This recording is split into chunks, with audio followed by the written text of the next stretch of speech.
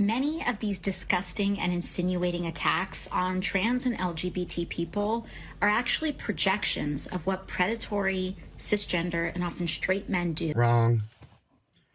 It's that smug smile that completes the image of a woman so convinced of her cleverness that her unjustified confidence, what she believes is a virtue, serves as a shroud which blinds AOC to the actualities that surround her. She is Plato's allegory of the cave, living in a darkness illuminated only by a flame, casting the shadows on a wall, silhouettes which she mistakes for the world. The difference is that Plato's denizens were prisoners, while AOC chained herself to the wall voluntarily. AOC, let me explain projection. If you are as daft and aggravatedly ignorant as you try so hard to appear to be, it might be difficult to articulate it in a way you are able to understand. This psychological term is so overused for the same reason that it is even coming out of your mouth, because it acts as a crutch for people who are unable to assume responsibility for anything they say, do, or feel. While everyone projects, that is, assumes other people are acting out what they know themselves capable of, there is a commonality to people other than psychologists and psychiatrists who frequently hurl accusations of projection. They almost invariably enshrine their lives in seeing in others the nefarious intentions that they've modeled their lives around. Worse, such people accuse their opponents of projection to conceal their own bad behavior by forcing those who notice it to defend themselves instead of confronting the actual problem. In other words, people rarely accuse others of projecting without being guilty of it themselves. For individuals like you, projection is a lifestyle. I'm willing to give you the benefit of the doubt in assuming that you have not even bothered to read the foundational texts or research the intellectuals who authored them, of the ideologies you are so blindly committed to. Every lie I have been unfortunate enough to hear you utter, which you do with every single breath, betrays exactly how bereft of knowledge a college graduate with 2 bachelor's degrees can really be. I believe that you don't know that Michel Foucault, the most influential pioneer of queer theory, was a vehement defender of child sex abuse who argued to abolish age of consent laws, that sexual relationships between adults and children was completely healthy, and that the idea of consent itself was abusive. That's if you even know who Foucault was. It's realistic that you are unaware that arguably the most influential modern queer theorist, Gail Rubin, who wrote the founding document of queer theory, compared the sexual desire for children to a preference for spicy food. It's understandable that your attention span is too short to have noticed that half of that said document was a defense of child sex abuse, particularly boy lovers. Conceivably, you are honestly unaware that the fathers of gender ideology were unabashed child predators. Alfred Kinsey interviewed imprisoned child sex offenders as research in his efforts to prove that children can be willing participants of sex with adults, that infants can have orgasms, and who regularly told colleagues that rape often hinges on whether or not the parents were awake when you brought the girl home. You probably haven't heard that Dr. John Money made the Reimer twins, on one of whom he performed an involuntary sex change at 2.5 years old, engage in sex acts with each other while he filmed it.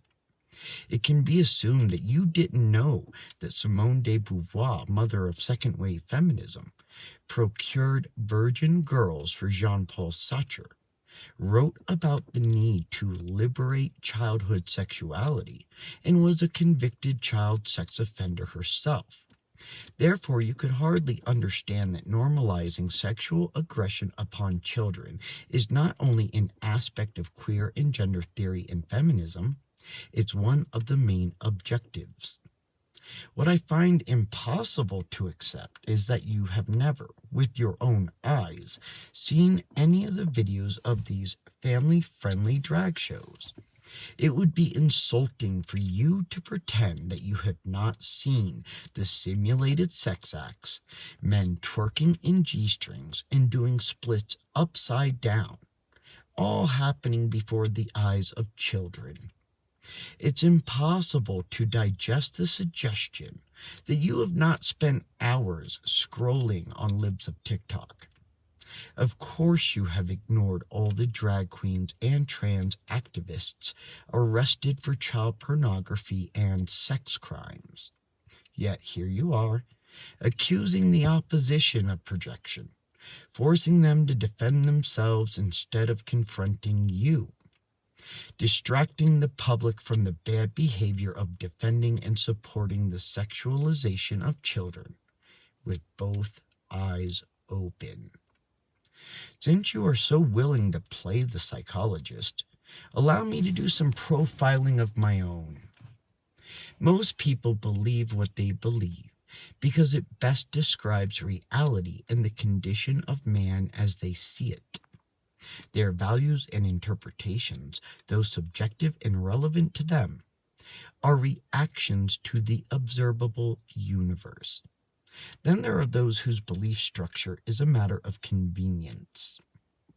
Their values and interpretations are based on satisfying more primal urges, albeit to suit their emotional needs or to rationalize their negative impulses.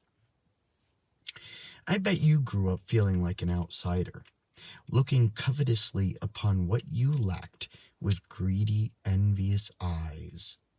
Instead of relying on personal merit, understanding that you should develop a personality and capabilities to fit the world, you became convinced that the world should change for you.